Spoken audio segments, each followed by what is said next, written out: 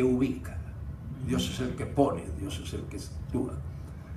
Estoy yo en una reunión un poquito al norte de la Florida, de pastores de una denominación de esas que llaman históricas, que yo todavía estoy tratando de averiguar qué significa eso, porque yo pensaba que todas estaban en la historia, pero parece que hay algunas que no. Yo pertenezco a una denominación histórica, o sea, eso es cosa seria, ¿te das cuenta? Todos los demás estamos fuera de la historia, muchachos. Entonces, históricos. Y yo me movía de mesa en el desayuno, en el almuerzo, en la comida, para conocerlos a todos y conversar con todos. Y me dice uno de ellos: estoy solicitando una posición en las oficinas centrales de la denominación. Ya lo tenemos todo acomodado y solamente nos falta discutir lo del dinero, mi sueldo. Porque yo estoy muy bien en Orlando, donde soy pastor, y yo no me voy a ir para allá por menos dinero. ¿Se fijan cuál era qué es lo que determinaba su ubicación? No es si la voluntad de Dios sí o no. Mire, yo era pastor en Miami de una congregación pequeña en número, y un día viene un amigo mío de la reunión de pastores que yo no había asistido ese día, y viene y me dice: de Ávila, vengo de la reunión de pastores. Ah, qué bueno. Dice, y fulano de tal, me dio el nombre de un pastor, se puso de pie y dijo: aquí en Miami hay un hombre que sabe mucho, pero lleva un montón de años aquí y lo que tiene son 4 gatos en la iglesia. Y yo creo que se refería a ti. Y dije: ven acá, ¿cuántos gatos dijo el que tenía el pastor ese? 4 gatos. Le dije: no soy yo, porque yo tengo 6 gatos.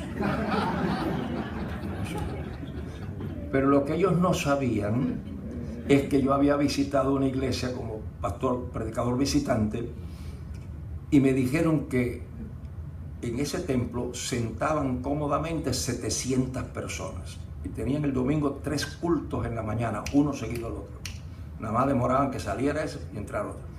Y en los 3 cultos que yo prediqué, llenaron a capacidad el templo.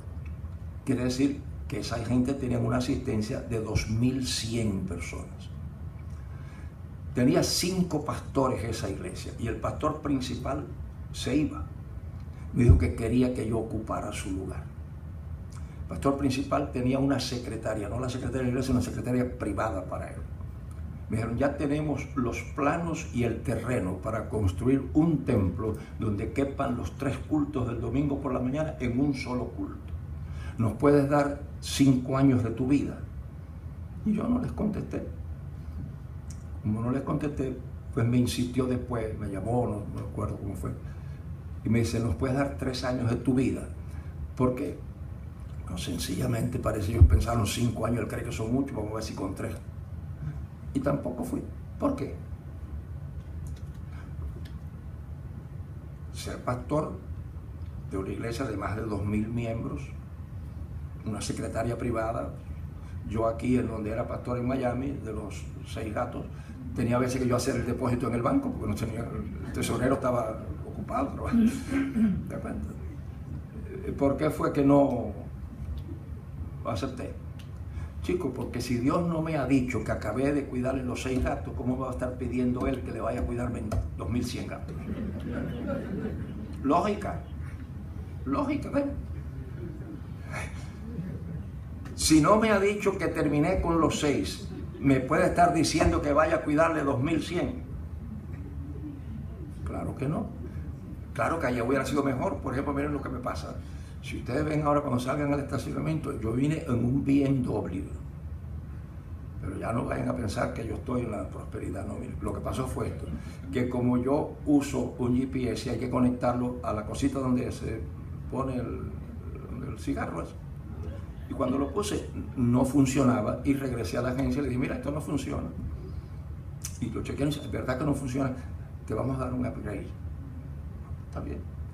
Y entonces, muchacho, cuando salgo, un BMW negro, una cosa, que tuve que regresar porque yo no entendía alguna de las cosas y no sabía cómo se abría una cosa y la otra. Y el tipo me tuvo que dar clases de cómo es que se enciende, cómo es que se apaga, de cómo se pone en parking, cómo se pone en esto. Después no sabía cómo abrir lo de la gasolina, y tenía que volver otra vez para allá para que me dijera cómo se, porque yo no me encontraba por ningún lugar, ningún botón que abriera eso. Entonces me dijo: empújalo, chico. Entonces le di un golpe y se abrió. Óyeme, que el BMW en que vine es mejor que la hormiguita que yo había alquilado, que estaba hasta toda chocada por un lado. Muchacho, si han dicho que el dinero no compra la felicidad, y eso es verdad, pero la puede alquilar por un weekend.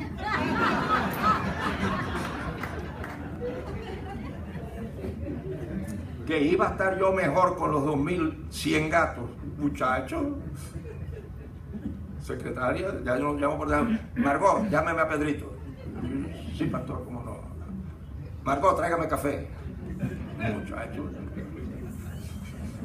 Ahí con los 6 gatos, cuando yo quería hacer café me lo tenía que hacer yo, chico. Ir a mi cocinita y hacerme café. Y cuando yo quería llamar por teléfono tenía que llamar yo. Ah, entonces tú eres bobo, tú eres tonto.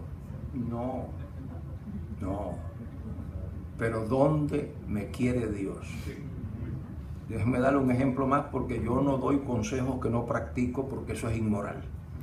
Carmita y yo llevábamos 4 años de novio y no me podía casar porque la iglesia donde yo era pastor, fíjense ustedes, alquilé una casita de 15 pesos mensuales y el primer mes me di cuenta que no podía pagarla. Entonces la tuve que desalquilar y entonces mudarme. El templo había sido un almacén y entonces yo hice a la entrada un cuartito que era aquí, una pared de esa de madera prensada y una cortina. Yo le llamaba de multiuso porque ahí estaba mi cama, ahí estaba mi escritorio, ahí estaba mi cocina, y yo me cocinaba ahí, lavaba los platos en el lavamanos de allí de la iglesia y mis ollitas, y como no tenía ducha, pues yo me bañaba en el baptisterio. Menos mal que esa gente bañaban por inmersión. Y eran baños humildes porque la llave estaba a esta altura y me tenía que, como dirían en Puerto Rico, es ñangotarme y a veces 2 o 3 veces al día por el calor que hacía. Así no me podía casar porque el arreglo era pagar los gastos de la iglesia y lo que sobraba me lo daban a mí. Y a veces no sobraba nada. Un día lo que tenía eran 20 centavos para comer. Digo, si me los como en el almuerzo, por la noche me estoy muriendo de hambre. Si lo dejo para la comida, a lo mejor no llego allá. Entonces dije, a las 3 de la tarde está entre las dos cosas. ¿Sí? Y a las 3 de la tarde fui a la plaza del mercado y compré un sándwich de lechón asado. Pero ya era, lo que quedaba ya era pellejo y grasa. Y por poco me muero cuando me comí aquella bomba de nitrón. Así no me podía casar.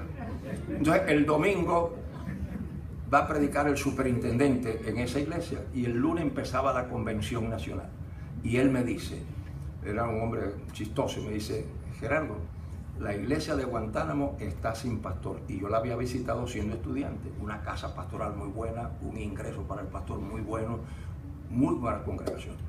La iglesia de Guantánamo está sin pastor y como el párroco tiene derecho a progresar de parroquia, ¿te quieres ir para allá? Y entonces me dijo, y si te vas para allá te puedes casar enseguida porque tienes casa y dinero. Muchacho, cuando me dijo eso yo oí la marcha nupcial. Yo soy el hombre, Ezequiel, para allá me voy. Ya yo estaba casado. Se acabó el culto, me metí yo en la cueva de Alibaba y los 40 ladrones y no tuve una noche de agonía. Yo oigo, hermano, eso fue una lucha, porque Dios me decía y yo decía que no, y el Señor insistía y yo volvía a decir que no, y estuve luchando hasta el amanecer.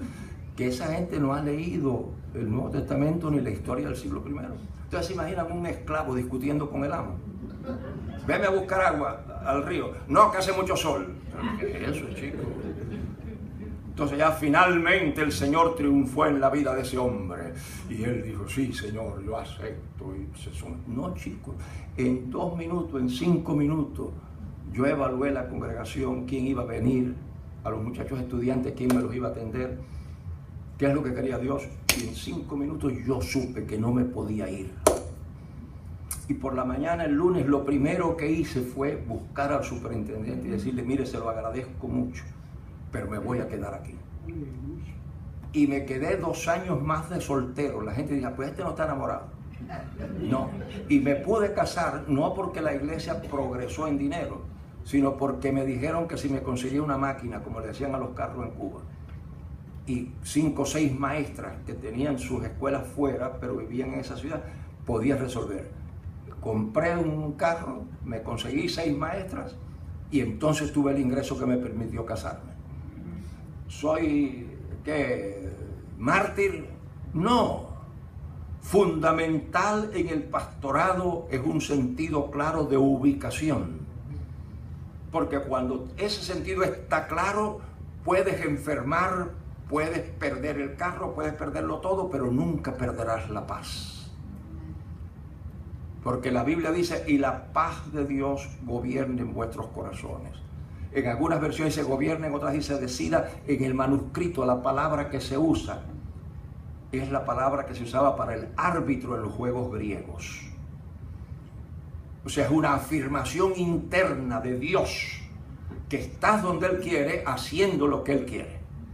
Por eso ustedes van a ver en la vida de Pablo, que fue un hombre que escapó de la muerte un montón de veces. Una vez vino el sobrino y le dijo que hay una gente que se están juramentando aquí para matarte. Vete y díselo al procónsul. Y lo sacaron a medianoche. Otra vez lo tiraron por arriba del muro en una cesta. Otra vez, ¿qué fue lo que él hizo? Acudió a su ciudadanía romana. Yo soy ciudadano romano. Se defendía como gato boca arriba. Sin embargo, ahora cuando va para Jerusalén, dice que por todas partes el Espíritu le dice lo que él espera. Un hombre que decía que era un profeta le quitó el cinto, se amarró con el cinto y dijo, así le van a hacer los judíos. ¿Por qué siguió Pablo? Que luego cuando lo montan en el barco, se hunde el barco, chicos. Llegan a la isla y ese era un barco de presos, eso no era un crucero de esa de Carnival, eso era un barco de presos, con tantos sinvergüenzas que habían allí. Al que se le ocurre la víbora picar es a Pablo, chicos.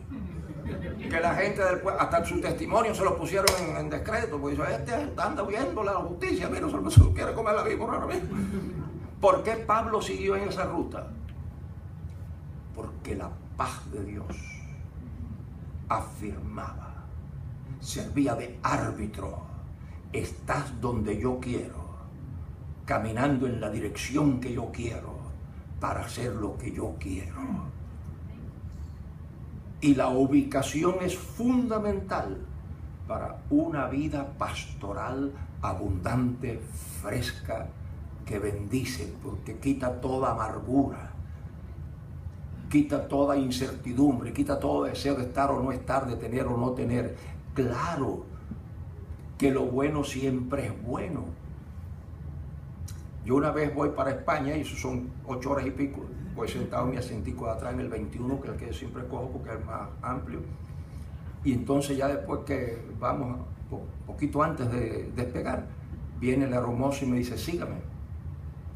Y entonces lo seguí y me dio un asiento en primera clase, porque las millas que yo tenía y demás, entonces parece que vendieron todo y necesitaban mi asiento. Pero entonces yo le dije que no, que yo no iba para primera clase. Cuando vi que era primera clase me regresé a mi asiento. Dije, no, se lo dé porque yo soy pastor, yo soy un hombre humilde, sencillo. Deja eso, nene. Me senté allí enseguida, muchacho, y la copita de vino, toda la cosa, porque allí te dan de todo, ¿tú entiendes? Que yo no sé lo que es bueno, pues claro que sé lo que es bueno. Pero yo nunca voy a disfrutar de lo que se define con bueno en sacrificio a lo que Dios quiere de mi vida. Prefiero pasar hambre en el lugar donde Dios me tiene, y prefiero morir de una enfermedad incurable en esa selva que estar en un palacio, en un castillo, fuera de su voluntad y de su ubicación. Fundamental, fundamental, fundamental es ubicación. Entonces, después de eso, 2 cosas que tienen que incluir su tiempo: púlpito y oficina. Un pastor no pastorea si no tiene una oficina de consejería pastoral. El púlpito, por bueno que sea, nunca es suficiente, porque es general. Hay personas que tienen necesidades que no se resuelven con la predicación.